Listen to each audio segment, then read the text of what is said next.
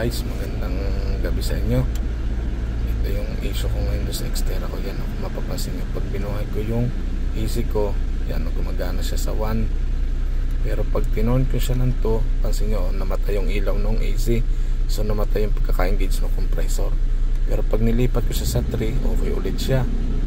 Yan, kahit sa 4, okay pa rin siya, gumagana pa rin siya, diba? So binalik ulit siya sa 2, namatay ulit, diba? So napakasimple lang guys ng issue na yan. Kung mapapansin nyo, ito lang yung nagiging problema niyan kadalasan sa mga Xterra na tulad nito. Basta na-encounter nyo yung gantong kaso, gantong issue, yan, makikita nyo, nandito lang yung problema niyan guys. Yan, dito, yan sa AC blower. Parang hindi ako sigurado, pero ang pagkakaalam ko, resistor ang tawag dyan ng AC blower. Yan, nandiyan lang yan. Tanggalin nyo lang yung sakit na yan. Medyo may katigasan na kasi itong akin, kasi luma na kasi itong Xterra ko. Yan tuunan nyo lang yung lock na yan. Yan. Tapos press nyo lang pababa, pull nyo lang pababa. Yan. Tapos may dalawang tornilyo yan doon. Hindi ko kabisado kung anong size nyan. Kuha lang ako ng number 8 guys, kasi medyo maliit din Pero ito yung pamalit ko na bago. Yan, pakita ko sa inyo guys. Yan, sakitin lang natin. Yan. Yan yung bagong ipapalit ko doon sa AC blower resistor na yan. Yan yung pinuha kong pangkalag numero 8, 8mm na combination. Kasi maliit, hindi ko sigurado kung ano size niya. Sana pasok.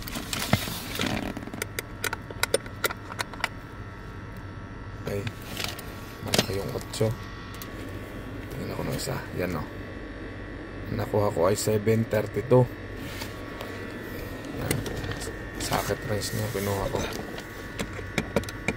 At ayun nga, sa kasusukat ko, natsambahan naman. Yan. Medyo saralangan video. Hindi tumama, pero tatama din yan. Kaya tumama na nga guys. Huwag lang mainit. Yan, lapit na. Kasi naman, pero pagka isang kamay lang isang nagbibideo. Napakadali lang guys nitong palitan. Wala na kayong iba pang chichikin dyan. Basta nangyari yan sa inyo na yung AC blower nyo namamatay pagka siniselect mo sa 1, 2, 3, 4, check nyo lang to guys. Baka ganito na rin yung sa inyo. Yan kalumaan na. By the way guys, ito palang pamalit ko is in order ko lang sa AliExpress online. Yan, ito AliExpress lang yan. Through online ko lang in order yan. Parang kung di ako nagkakamali ay 23 reals. Pero nagtanong ako niya sa Nissan dito sa Qatar, Doha, Qatar. Nagtanong ako sa Nissan, is parang nasa 300 ata, 300 plus, ganun. Ilang araw lang naman ako nagantay. Parang mga,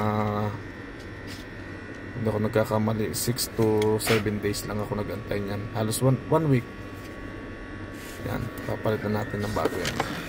Hindi naman kayo magkakamali ng pasok niyan, kasi may talagang may standard position yan. Yan Hindi ko man naman matutornilyohan, kasi isang kamay ko. Bababa ko muna ulit maya yung camera para matornilyohan ko, tapos saka ko ulit ipapakita sa inyo.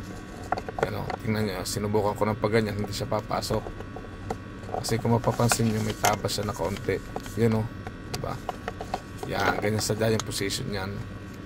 Diba? So yun na nga, ibababa ko muna dyan yung camera. Yun napansin nyo, may tornilyo na agad na dalawa. Magic! Yan. Pitan lang natin guys yan. Isang kamay lang eh. Wala. Saglit na lang yan. Pag nakabit yan, sabay testing. Alas.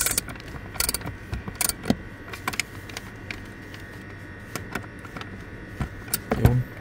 Okay na. Tatapos na.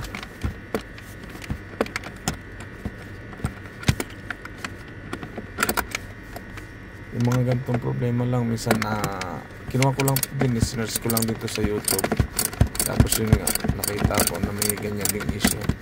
Xterra din yan, kaya ko nalaman na dyan lang din tingnan. So sinishare ko lang din yung mga nalalaman ko para just in case na mangyari din sa mga Xterra nyo, alam nyo na kung paano nyo gagawin or papalitan. Yan. Papalik na ulit natin yung socket nya. Yun. Dahil hintayin nyo lang lumagitik yan. Goods na yan pag lumagitik. Tapos yan. Buhayin ko na yung susi. Yun. Patay ko na ang blower. Hindi pala napatay kanina. Start. Yun.